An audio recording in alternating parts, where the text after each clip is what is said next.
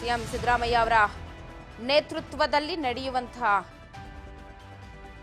ಸಭೆ ಕೆಲವೇ ಕ್ಷಣಗಳಲ್ಲಿ ಆರಂಭವಾಗುತ್ತೆ. ಗುತ್ತಿಗೆದಾರ ಸಚಿನ್ ಆತ್ಮಹತ್ಯೆ ಪ್ರಕರಣ ಕುರಿತು ಕೂಡ ಅಲ್ಲಿ ಚರ್ಚೆಯನ್ನ ಮಾಡಲಾಗುತ್ತೆ. ಆರೋಪಕ್ಕೆ ಸಮರ್ಪಕವಾಗಿ ಉತ್ತರವನ್ನು ನೀಡುವ ಕುರಿತು ಸಭೆಯನ್ನ ಕರೆದಿದ್ದಾರೆ ಸಿಎಂ ಸಿದ್ದರಾಮಯ್ಯ ಅವರ ನೇತೃತ್ವದಲ್ಲೇ ವಿಧಾನಸೌಧದಲ್ಲಿ ನಡೆಯುತ್ತೆ ಸಚಿವ ಸಂಪುಟ ಸಭೆ. ಒಂದಾದ್ಮೇಲೆ ಒಂದು ಮಿಸ್ಟೇಕ್ ಸರ್ಕಾರದ ಕಡೆಯಿಂದ ಆಗ್ತಿದೆ. ಅದಕ್ಕೆ ಕೌಂಟರ್ ಕೊಡ್ತಾನೆ ಬರ್ತಾ ಇದ್ದಾರೆ ಬಿಜೆಪಿಗಳು. ಈಗ ಸಚಿನ್ ಆತ್ಮಹತ್ಯೆ ವಿಚಾರ ಅದನ್ನ ಮುಂದಿಟ್ಕೊಂಡು ಈಗ ಹೋರಾಟಕ್ಕೆ ಮುಂದಾಗ್ತಾ ಇದ್ದಾರೆ. ಹೈಕಮಾಂಡ್ ವರೆಗೂ ಕೂಡ ಹೋಗಿ ವಿಚಾರವನ್ನ ತಲುಪಿಸಿರೋದು. ಇದೀಗ ವಿಪಕ್ಷಗಳ ಸಾಲು ಸಾಲು ಆರೋಪಕ್ಕೆ ಕೌಂಟರ್ ನೀಡೋ ಹಿನ್ನೆಲೆ ಸಚಿವ ಸಂಪುಟ ಸಭೆಯನ್ನ ಕರೆದಿದ್ದಾರೆ. ಇಂದು ನಡೆಯುತ್ತೆ ಸಚಿವ ಸಂಪುಟ ಸಭೆ.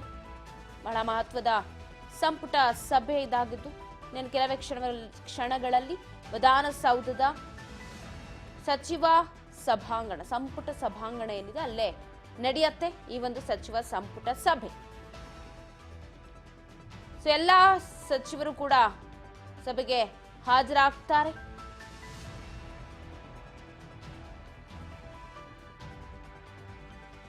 ಮಹತ್ವದ ಸಭೆ ನಡೆಸ್ತಾರೆ ಇವತ್ತು ಸಿಎಂ ಸಿದ್ದರಾಮಯ್ಯನವರು.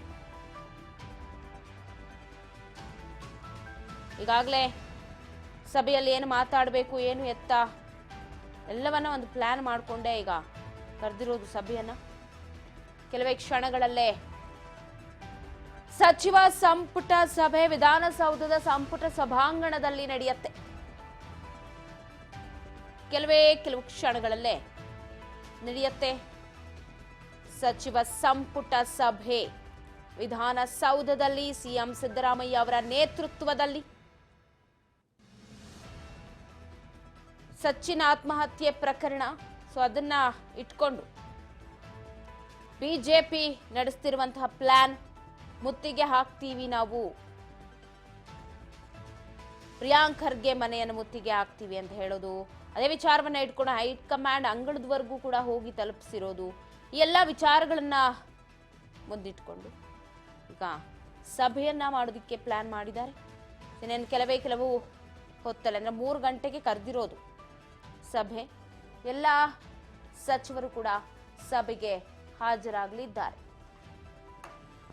ಇನ್ನು ಕೆಲವು ಕ್ಷಣಗಳಲ್ಲೇ ಆರಂಭವಾಗುತ್ತೆ ಸಚಿವ ಸಂಪುಟ ಸಭೆ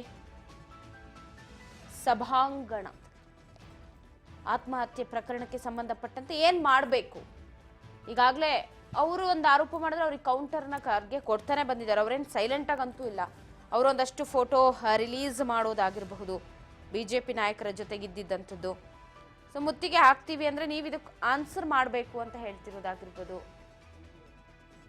ಸೊ ಎಲ್ಲ ವಿಚಾರಗಳಿಗೂ ಕೂಡ ಅವರು ಟಕ್ಕರ್ ಕೊಡ್ತಾನೆ ಬಂದಿದ್ದಾರೆ. ಸೊ ಎಲ್ಲ ವಿಚಾರವನ್ನ ಇಟ್ಕೊಂಡು ಇವತ್ತು 3 ಗಂಟೆಗೆ ವಿಧಾನಸೌಧದ ಸಚಿವ ಸಂಪುಟ ಸಭೆ ನಡೆಯುತ್ತೆ.